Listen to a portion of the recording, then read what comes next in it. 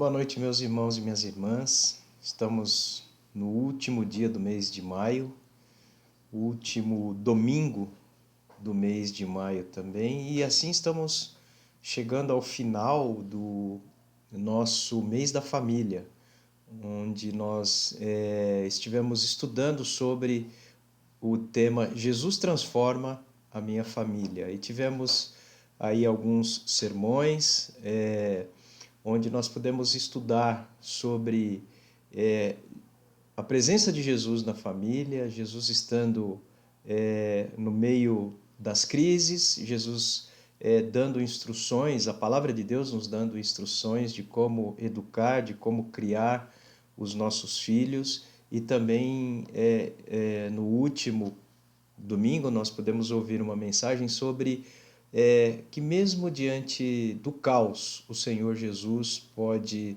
operar e realizar milagres e coisas que somente Ele pode fazer. E nesta noite, nós então vamos encerrar este mês da família e vamos falar sobre um texto bastante conhecido nosso, bastante conhecido daqueles que já frequentam a igreja. E você que está nos assistindo, se você ainda não teve a oportunidade de conhecer esse texto, ele está lá no livro de Mateus, o primeiro livro do Novo Testamento. Eu queria que você então pudesse nos acompanhar, e aí se você tiver uma Bíblia, ou se você tiver aí no seu dispositivo móvel, no seu celular, no seu tablet, uma Bíblia, você então poderá nos acompanhar. Nós vamos ler no capítulo 7 de Mateus alguns versículos, os últimos versículos deste capítulo, quando Jesus faz o encerramento do Sermão do Monte, ou Sermão da Montanha, e onde ele nos traz preciosos ensinamentos para a nossa vida, para o nosso viver. Antes, porém, eu gostaria de orar com você e com a sua família. Você que está nos assistindo aí, chame as pessoas que estão aí em sua casa para que possam acompanhar, então, esta mensagem, possam acompanhar esta reflexão dessa noite. Vamos, então, orar?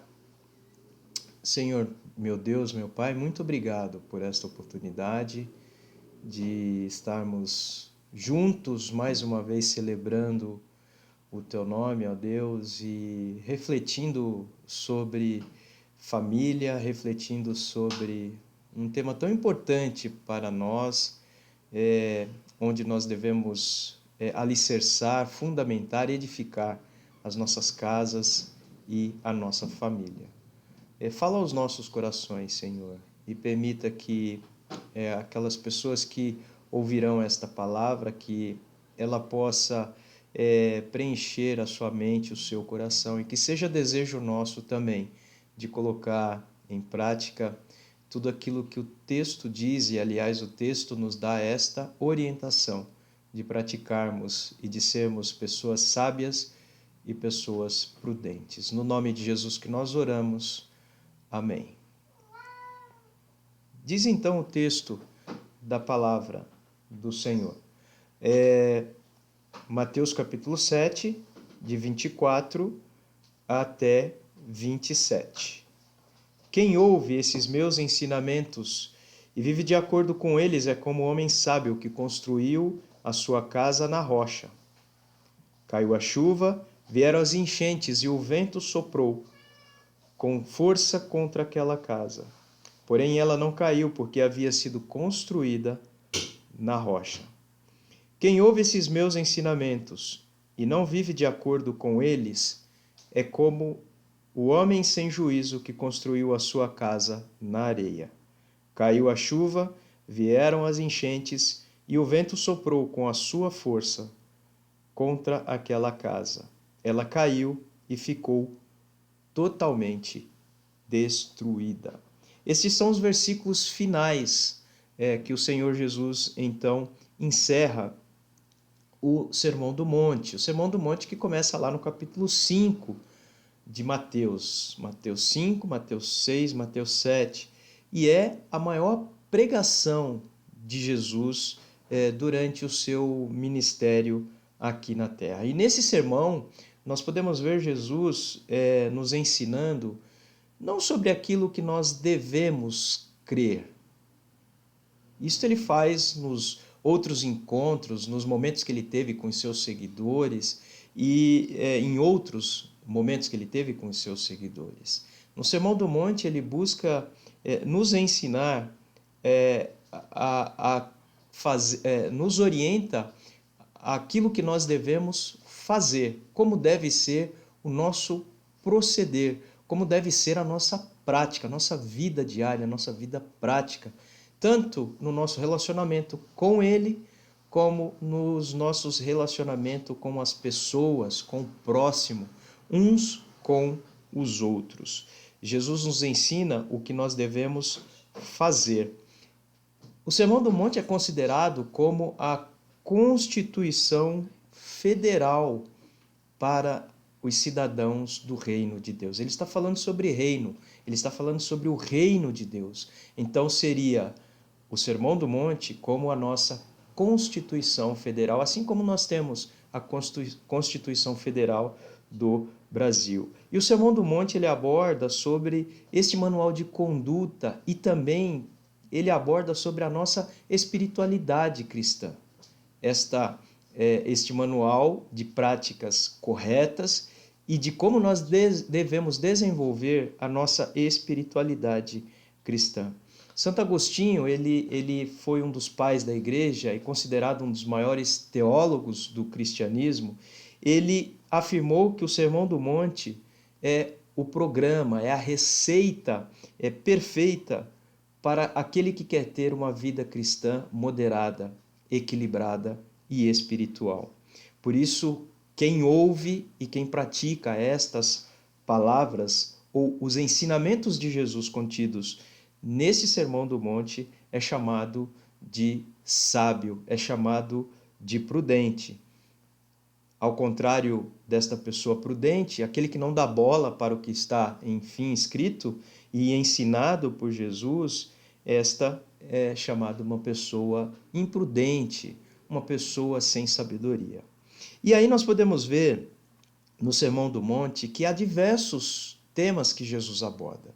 E se você fizer aí uma contagem rápida, você vai ver que há pelo menos 23, no mínimo 23, 24, 25 assuntos que o Senhor Jesus está tratando e de como nós devemos proceder, de como nós devemos agir com relação a esses assuntos. Aqui ele começa lá com as bem-aventuranças ou a verdadeira felicidade. Veja que não é essa felicidade que o mundo hoje tem pregado, não é?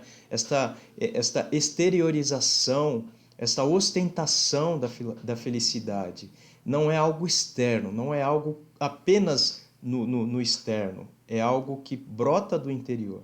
E em contrapartida que o mundo diz que a felicidade vem do prazer, dessa busca constante pelo prazer, o Senhor Jesus fala que é uma busca interior.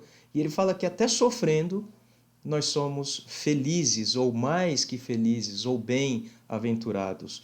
Chorando, nós somos mais do que felizes e abençoados. E é difícil compreender isto, mas quando Jesus está falando dessas questões sobre felicidade, é porque nós não devemos buscá-las nas coisas, mas devemos buscá-las sempre nele, no nosso Deus. Ele fala sobre testemunho pessoal, sobre ser luz, sobre ser sal. Ele fala sobre o casamento, ele fala sobre adultério, ele fala sobre divórcio, ele fala sobre ter uma vida de ostentação e uma vida de simplicidade. Ele fala de ter uma vida de oração, ele fala do apego às riquezas, do apego ao dinheiro. Ele fala também de algo que tem sido muito presente nos nossos dias e principalmente por causa desta pandemia que estamos enfrentando, que é sobre a ansiedade.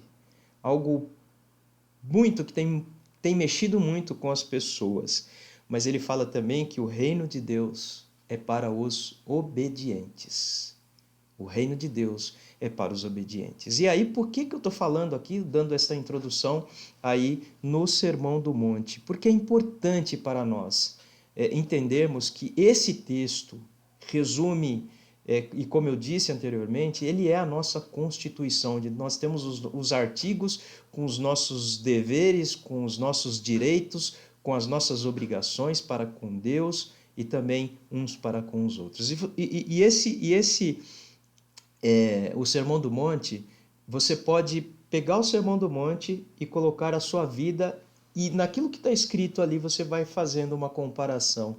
Como eu tenho vivido, como eu tenho procedido, como eu tenho, por exemplo, quando ele fala sobre o julgar uns aos outros, né, sobre o julgamento, como nós temos procedido com as pessoas? Temos julgado as pessoas? Quando ele fala das bem-aventuranças, ele fala, bem-aventurados são os pacificadores. Eu tenho sido um pacificador no meu local de trabalho, dentro de casa, na sua família, não é? Ou nas redes sociais, estas redes sociais que virou aí um palco de disputa, de batalhas, muitas vezes desnecessárias, de pessoas que defendem plataformas de governo, modos de governo, e que nada acrescentam nas nossas vidas, mas muito pelo contrário, trazem desgastes, trazem até rompimento de relações. Então, quando você vai para o Sermão do Monte, você olha você começa a ler este manual, esse manual de prática, e você começa a ver a prática, a sua prática. E também quando você começa a ver a prática de outras pessoas, você consegue avaliar se você está mais próximo de ser um cidadão do reino de Deus ou um cidadão do reino dos homens. O Sermão do Monte nos chama a atenção porque quando Jesus encerra o Sermão do Monte, ele diz que é prudente o homem que ouve e que pratica as suas palavras. Este homem, ele é comparado àquele que construiu a sua casa na rocha. E quem é esta rocha? Certamente é o próprio Jesus, a rocha eterna. Vieram as chuvas, bateram os ventos, as enchentes, e esta casa não foi destruída, esta casa não foi derrubada. Então a grande questão é esta: qual é o alicerce da sua casa? Qual é o alicerce da sua família? Seria o alicerce da ostentação? Os versículos 26 e 27 desse texto, ele nos dão uma ideia de onde nós podemos estar alicerçando ou edificando a nossa família. Diz assim o texto, eu estou lendo aqui na nova versão da linguagem de hoje. E todo aquele que ouve estas minhas palavras e não as pratica. Que palavras são estas? Tudo aquilo que ele falou nos capítulos 5, 6 e no capítulo 7 sobre o Sermão do Monte. E não as pratica, será comparado a um homem insensato que construiu a sua casa sobre a areia. Caiu a chuva, transbordaram os rios, sopraram os ventos e bateram com grande força contra aquela casa, e ela desabou, sendo grande a sua ruína. Vejam a comparação que Deus faz, que o Senhor Jesus faz. Ele coloca duas casas, e esta casa que ele está citando nesses dois versículos que acabei de ler, fala sobre a casa fundamentada e firmada sobre a areia. E o que seria então este alicerce de ostentação? Construir uma família saudável, queridos irmãos e irmãs, requer investimento nosso. Talvez algumas pessoas que estão nos ouvindo já construíram casas ou já participaram de construção. Talvez você já tenha até participado da construção da igreja que você está congregando hoje. E como é difícil nós subirmos um templo, como é difícil nós edificarmos um templo, para que ele possa sustentar um prédio de 1, 2, 3, 4 andares, é preciso ter um bom alicerce. Se ele não for um bom alicerce, certamente esta casa, este prédio vai ruir. E muitas pessoas hoje têm procurado construir famílias baseado naquilo que é muito exterior, aquilo que é muito superficial. Pessoas se conhecem de uma hora para outra, decidem casar e fazem uma festa lindíssima, grandiosa, glamourosa, e seguida a festa, fazem uma lua de mel digna de rei e de rainha. E aí depois da lua de mel, começa então a vida a dois, a vida de dormir e acordar com a mesma pessoa todos os dias.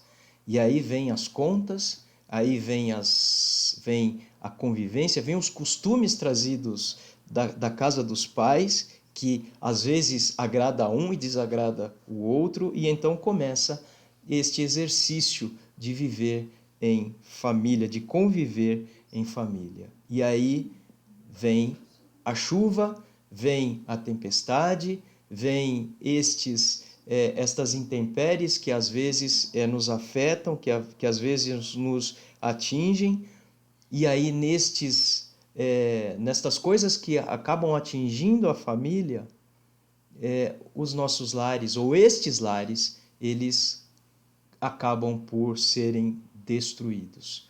Percebam que são coisas cotidianas e que muitas vezes têm levado as famílias ou a casamentos que começaram rapidamente também terminarem rapidamente. Por isso só existe um fundamento que é sólido e que é capaz de manter um casal e que é capaz de manter uma família estável diante das tempestades. É o Senhor Jesus. Todos nós vamos enfrentar tempestades nas nossas vidas. Não é à toa que Salomão, quando escreve lá no Salmo 127, ele diz: se o Senhor não edificar a casa, não adianta trabalhar para construí-la. Se o Senhor não edificar a casa, em vão trabalham os que a edificam, na tradução da revista e atualizada, diz Salomão nesse texto. Então não adianta eu querer edificar um lar se eu não colocar o Senhor Jesus como arquiteto, como engenheiro e como Jesus como a pedra fundamental, o alicerce, a rocha eterna fundamental do meu lar. A segunda observação: será que o alicerce, será que a nossa casa tem sido construída sobre o alicerce do conforto e do dinheiro? Quantas pessoas têm baseado aí a sua felicidade naquilo que possuem e não naquilo que são? Quantas pessoas têm colocado as suas carreiras profissionais, têm colocado aí as suas remunerações profissionais, que muitas vezes são quantias vultuosas e que podem dar a estas pessoas uma sensação de que nada pode atingi-las. Não é errado e nem é pecado você desejar ter um bom emprego, você desejar ter uma boa casa, você desejar ter um bom carro. Isso não é errado, isso não é pecado. É errado quando você coloca isto acima de todas as outras coisas, ou pior, quando você coloca isto em primeiro lugar e tira o lugar de Deus, e coloca Deus e coloca o Senhor Jesus como último lugar, ou então não prioriza ao Senhor Jesus na sua família. Isso é muito bom, buscar e lutar por estas coisas, mas pare para pensar, quantas pessoas que você conhece que têm tudo isso? Boa casa, bom carro, bom emprego, os filhos estudam em boas escolas, viajam constantemente para diversos lugares do Brasil, do mundo. Será que de fato essas pessoas são felizes? Ou será que estas coisas têm sido utilizadas como fuga da realidade dessas pessoas? Será que essas pessoas, diante das tempestades da vida, elas têm se voltado para Deus e falado: Senhor, eu sei que o Senhor está comigo? Ou será por que, Senhor, que estas coisas têm acontecido comigo? Já que eu sou assim, sou assado, eu frequento os teus cultos, eu sou dizimista, ou sou isso, sou aquilo, eu não mereço passar por isso. Aí a gente volta lá no capítulo 5 de Mateus, quando o Senhor Jesus fala que nós seremos felizes mesmo se formos, ou se sofrermos, ou se passarmos por perseguições, ou se passarmos por lutas ou por dificuldades. Ainda assim, nós seremos felizes. As coisas não podem ocupar na nossa casa, na sua família, o lugar que é de Deus. A família precisa adorar a Deus e buscá-lo, amar as pessoas e usar as coisas, e não o contrário. Esquecer de Deus e usar as pessoas e amar as coisas. A sociedade que vivemos hoje é materialista, consumista, hedonista, é uma sociedade que gosta de ostentar, sim, gosta de ostentar nas redes sociais, ou aonde quer que as pessoas estejam, gostam de mostrar o que têm, gostam de mostrar aquilo que conquistaram e dizer, eu conquistei isso aqui, foi por mim, foi por meus esforços, foi por meus méritos. Normalmente estas pessoas e estas famílias perderam completamente o referencial de vida. Estas pessoas perderam a oportunidade de experimentar Deus em seus lares, em suas vidas. Essas pessoas, e boa parte delas, não digo todas, mas boa parte delas esqueceu dos valores éticos, dos valores morais e também dos princípios espirituais. E por último, eu queria pensar e perguntar para você que está me vendo, que está me assistindo, será que nós temos construído a nossa casa? Será que o alicerce da nossa casa, será que a pedra onde nós estamos construindo a nossa casa, ela é construída na rocha, que é Jesus? Os versículos 24 e 25 diz que todo aquele, pois, que ouve estas minhas palavras e as pratica, será comparado a um homem prudente que construiu a sua casa sobre a rocha. Caiu a chuva, transbordaram os rios, sopraram os ventos e bateram com força contra aquela casa. E ela não caiu porque tinha sido construído sobre a rocha. E todo aquele que ouve estas minhas palavras e não as pratica, no versículo 26, será comparado a um homem insensato que construiu a sua casa sobre a rocha. Jesus coloca dois homens, o prudente e o imprudente, o sábio e o nécio. Mas interessante que ao fechar o Sermão do Monte, ele traz esta ilustração simples, uma ilustração muito simples, mas que não tira a profundidade dos ensinamentos que Jesus trouxe para nós nos capítulos 5, 6 e 7 de Mateus. Construir a família sobre a rocha, que é Jesus, requer cultivar um relacionamento com Ele. Relacionamento que ninguém vê, porque o seu relacionamento é um relacionamento pessoal com Deus. É um relacionamento que, quando estamos dentro de casa, as pessoas não estão vendo o que é feito dentro da sua casa, assim como o alicerce. Nós não vemos o alicerce das nossas casas. E vejam que o alicerce é a parte principal de uma construção. Aquilo que não é visto é aquilo que é o principal. Aquilo que não é visto é aquilo que é mais importante quando nós estamos falando de construção, e quando de construção de prédio, de casas, e quando também nós estamos falando de vida com Deus, de vida devocional com o Senhor Jesus. O Senhor Jesus precisa ser desejado nos nossos lares. A família precisa frequentar também uma igreja. É importante participar, é importante estar inserido no corpo de Cristo para se sentir igreja. É importante que você procure uma igreja que seja genuína nos ensinamentos, na sã doutrina, para que a sua família receba uma boa orientação, uma boa instrução. Mas é importante ressaltar que, como nós vimos alguns domingos atrás, é importante que o ensino, a adoração, que a vida com Deus, ele comece dentro do seu lar, dentro dos nossos lares. É preciso ler a Bíblia no lar. É preciso colocar a família para ler a Bíblia junto, para estudar a palavra de Deus juntos, para orar juntos. É preciso cultivar uma vida de intimidade com Deus na sua casa. Porque quando você experimenta esta presença de Deus no seu lar, quando você adora a Deus no seu lar, quando você glorifica a Deus dentro do seu lar, você constrói o seu lar sobre a rocha eterna que é Jesus. E uma coisa que eu sempre ouvi desde pequeno é que igrejas que são fortes não são igrejas perfeitas, são igrejas que têm lares saudáveis, lares que edificam as suas famílias na rocha que é Jesus.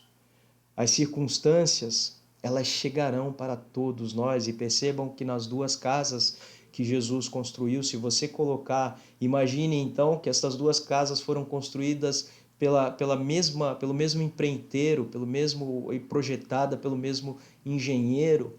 Se você colocá-las lado a lado, enquanto não veio a tempestade, as casas são exatamente iguais. Não há distinção de uma e da outra, mas quando vem a tempestade, e essa tempestade leva com vento, traz águas, traz enchente, somente uma das casas permanece.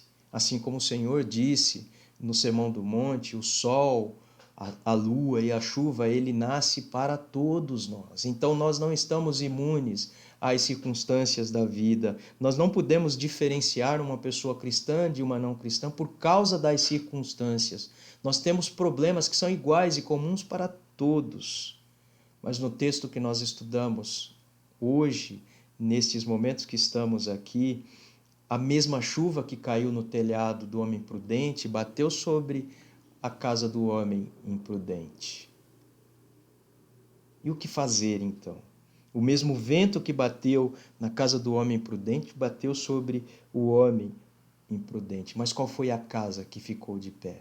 Foi do homem prudente. E Jesus chama este homem prudente daquele que ouve, mas não somente ouve, porque muita gente ouve a palavra de Deus e muita gente diz até que conhece Deus, mas não coloca em prática aquilo que ouviu, aquilo que foi ensinado. Portanto, se você construir a sua casa em cima do dinheiro, do conforto, do prestígio do seu nome, da sua fama, do seu trabalho, das suas conquistas, das suas obras, e seja o que mais você possa imaginar, você estará construindo a sua casa sobre a areia. Esta casa não suportará um vento forte, não é nem uma tempestade, mas não suportará um vento forte e irá desabar.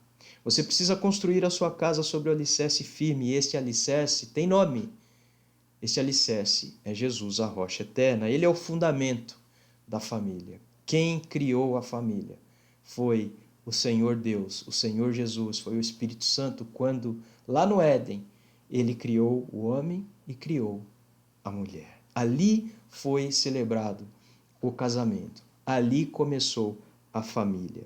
Portanto, Jesus é o Criador, Jesus é o edificador e Jesus é o guardião da família. É tempo de rever onde você tem edificado a sua família, é tempo de rever o quanto as coisas têm tirado a prioridade. Vejam que eu disse a prioridade, porque não existem prioridades, existe prioridade. É tempo de rever aquilo que tem tirado a prioridade de Deus na sua família. E eu gostaria de deixar algumas perguntas para você e para que você possa refletir, e durante esta semana, nos encontros do pequeno grupo, você possa fazer estas perguntas à sua família ou ao seu pequeno grupo. Você tem buscado o reino de Deus e a sua justiça em primeiro lugar? Jesus está falando isso lá no capítulo 6, versículo 33. Mas ele fala das coisas que nós devemos buscar, e como prioridade é o reino dele e a sua justiça. Deus ocupa o lugar central dentro da sua família. Você tem edificado um altar de adoração a Deus em sua casa?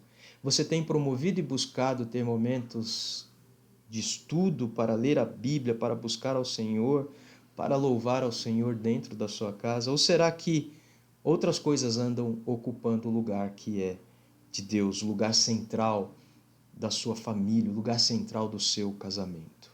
Durante esse mês de maio, nosso tema foi Jesus transforma a nossa família. Jesus é o alicerce da nossa família, da sua família, da minha família, mas eu preciso permitir que Ele possa fazer esta transformação. Eu tenho que permitir que Ele seja o alicerce da minha família. É hora de você parar e pensar, é hora de você decidir, e é hora de você colocar Deus em primeiro lugar no seu coração e no coração da sua família. É hora de você mudar a sua agenda. É hora de você reescrever a sua agenda. E na sua agenda você precisa colocar Deus em primeiro lugar. E não é por falta de tempo. Nós temos agora estado em casa, trabalhando. Claro, muita gente tem trabalhado de casa, mas agora o tempo que nós perdíamos em deslocamento para os nossos locais de trabalho, nós temos esse tempo em casa. Portanto, é tempo de nós reagendarmos, replanejarmos a nossa agenda e colocarmos o Senhor em todas as atividades que vamos fazer, sempre buscando o ensino, sempre buscando a meditação, sempre buscando a comunhão, sempre buscando a oração, e sempre buscando levar a nossa família a desenvolver uma espiritualidade que seja saudável e que seja baseado na palavra de Deus. Hoje é hora de você decidir construir a sua casa sobre a rocha, que é Jesus. Jesus precisa ser o alicerce da sua família, porque assim Jesus vai transformar a sua família. Que Deus possa nos abençoar, que este mês de maio tenha sido um mês onde nós possamos ter aprendido, e como diz o Senhor Jesus, não somente aprendido, mas que tenhamos já colocado em prática tudo aquilo que ouvimos, porque assim nós seremos considerados pelo Senhor pessoas sábias, que ouvem e que praticam os seus ensinamentos. Leve a sua família a ser edificada na rocha que é Jesus. Priorize o reino de Deus.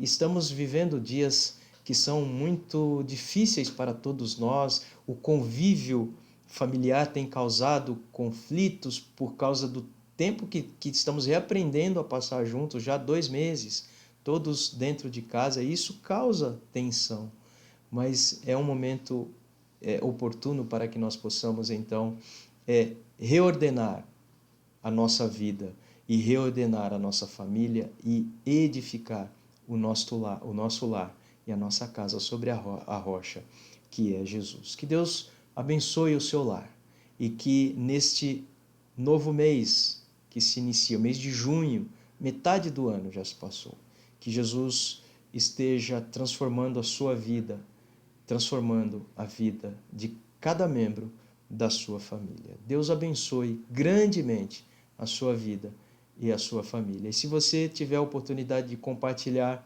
esta mensagem com seus amigos, com seus familiares, faça isso, para que outras pessoas tenham a oportunidade de construir a família sobre a rocha, que é Jesus. Nós vamos orar encerrando esta reflexão desta noite, e que Deus abençoe a sua semana, que seja uma semana de vitórias em Cristo Jesus. Muito obrigado a Deus pela tua palavra lida, pela tua palavra explanada, que ao ouvi-la nós possamos praticá-la, que nós possamos, ó Deus, dentro dos nossos lares viver como pessoas que buscam, que adoram ao Senhor, pessoas que estejam dispostas, ó Deus, a investir tempo no ensino da Tua Palavra, no discipulado das nossas famílias, e que possamos, ó Deus, desenvolver uma espiritualidade que seja saudável,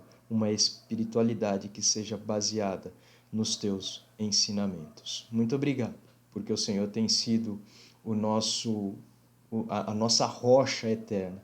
Muito obrigado, porque o Senhor tem sido o alicerce onde nós temos buscado construir e edificar as nossas casas. Abençoa o teu povo, e que a tua graça, e que o teu amor, e que as bênçãos e as consolações do teu Santo Espírito estejam sobre a tua igreja, sobre o teu povo espalhado sobre a face da terra, hoje e para sempre. Amém. E antes de nós nos despedirmos aqui, eu queria comunicar aos irmãos que no próximo domingo nós celebraremos a ceia, e celebraremos como temos celebrado no mês de abril e no mês de maio, e faremos isto no culto da manhã. Então, se prepare, e no próximo domingo todos juntos estaremos celebrando a ceia do Senhor. Que os irmãos tenham uma noite de paz e de descanso, e até o nosso próximo encontro. Deus abençoe a todos, e Jesus transforma a minha família.